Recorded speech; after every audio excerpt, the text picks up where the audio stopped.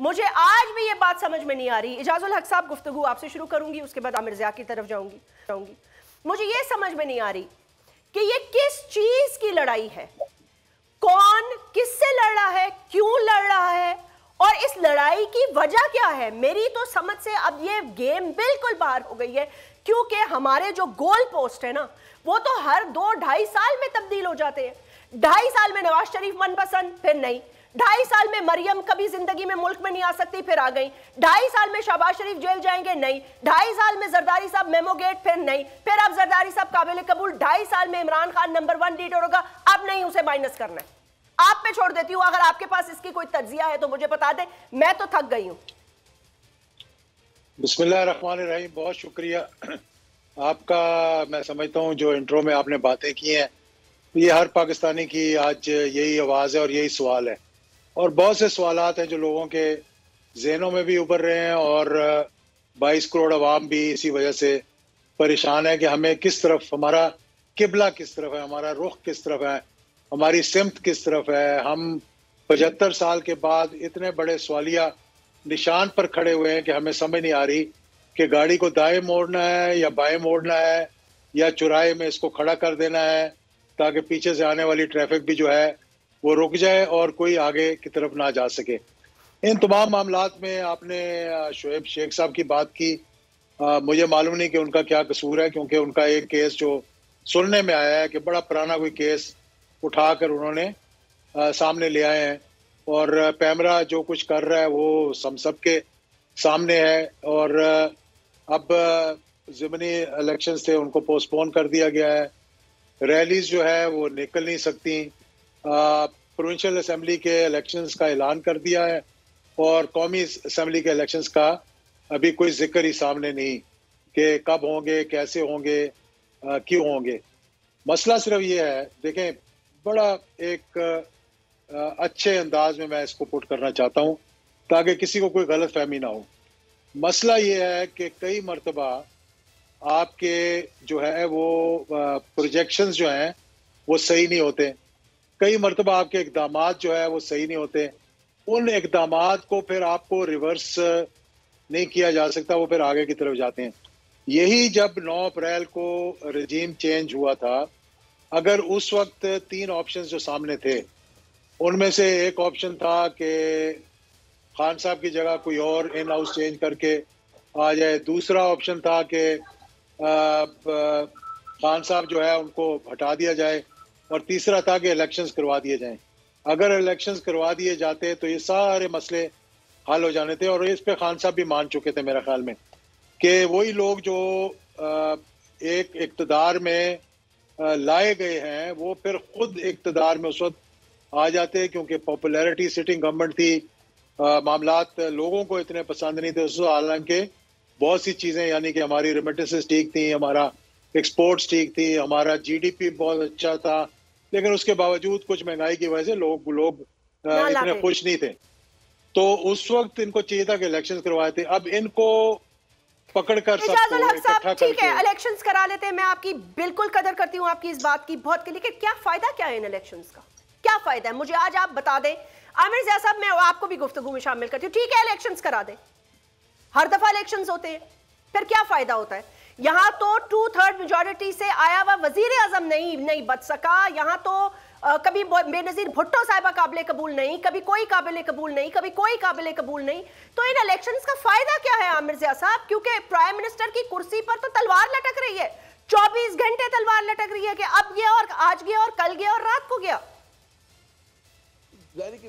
फायदे, लेकिन इसके अलावा कोई रास्ता नहीं जैस्मीन साहिबा। इंतखाबात ही करवाने, आगे बढ़ने का जो भी रास्ता निकलेगा वो इंतखाबात से निकलेगा। या तो ये फैसला कर लें और उसका कौम उसमें साथ खड़ी हो जाए कि नहीं जी, ये हमें इस तरह की जमहूरियत नहीं चाहिए, कुछ और चाहिए, तो मेरे ख्याल में वो मंजिल दूर है। अभी जो एक अमूमी राय, हमारे कंसेंसस इत्तेफाक राय है, वो कि जी इंतखाबात होंगे, और जो और अब जो लोगों का मुतालबा है कि भाई वो साफ शफाफ इंतखाबात हों, जिसको अवाम चुने वो लोग आ जाए। और हमें यकीनन इसमें बहुत सारी इंतखाबी इस्लाहात की जरूरत है कि उसके अंदर जनाब डायनेस्टिक पॉलिटिक्स को आप जरा वो कर सकें, आप कुछ कदम लगा सकें कि जिन लोगों के, जो लोग टैक्स चोर हैं, जिन लोगों के ऊपर कहते हैं ना मनी लॉन्ड्रिंग के इल्जाम हैं, और इस तरह की जो भी आप कर सकते हैं, शफाफियत ला सकते हैं कि आप बेस्ट कैंडिडेट को तो उस इलेक्शन में इंतखाबी मुहिम में लड़ने का मौका दें। तो ये इस्लाहात बिल्कुल होनी चाहिए, लेकिन इसके अलावा बदकिस्मती से कोई रास्ता नहीं। हमारी नाराजगी पार्लियामेंट से, हमारा गुस्सा, बिल्कुल मैं आपके साथ हूँ, मैं भी बहुत मायूस हूँ। अक्सर पाकिस्तान के जो पढ़े लिखे लोग हैं, बल्कि मैं कहूँगा पूरी कराची का खैबर अगर आप चले जाएं तो आपको अंदाजा होगा कि लोगों में बहुत मायूसी है, लेकिन रास्ता इसी तरह निकालना है। इस रास्ते निकालने की जिम्मेदारी है, मैं समझता हूँ जिन लोगों से शिकायत है वही जो है इसमें एक अच्छा एक मजबूत किरदार अदा कर सकते हैं रास्ता निकालने में।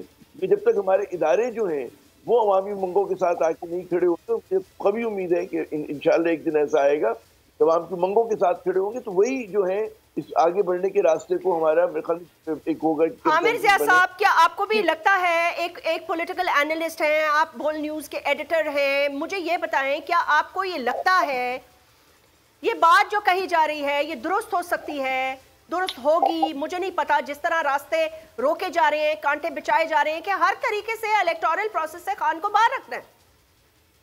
नहीं, बिल्कुल है, ये बड़ी तशवीश की बात है और बड़ी काबिल मुजम्मत बात है, मैं बिल्कुल आपकी इस बात के साथ हूँ। लेकिन उसमें जो मेरे ख्याल में अब हम लोग अगर बात करें, क्या बात करें, तसादुम होना चाहिए या हमारे यहाँ ये होना चाहिए कि कोई बीच की ऐसी राह निकाली जाए कि जहाँ पर कंसेंसस बिल्डिंग हो और अवाम की राय के हिसाब से फैसला हो। तो बहुत जरूरत इस बात की कि कुछ लोग म्यान रवि से बात कर रहे हो और वो ये बात कर रहे हो क्योंकि ज़ाहिर है हमें तसादुम सूट नहीं करता रियासत पाकिस्तान को। अगर खुदा न खास्ता हमारे जो है, देखिए तमाम हमारे इदारे मुतनाज़ा बन गए हैं, हमारे इदारे अगर मुतनाज़ा बहुत ज़्यादा बन जाएंगे, वो कमज़ोर होंगे, उनके ऊपर लोगों का एतमाद कम होगा, तो उससे रियासत लॉन्ग टर्म में बड़ी कमज़ोर होगी।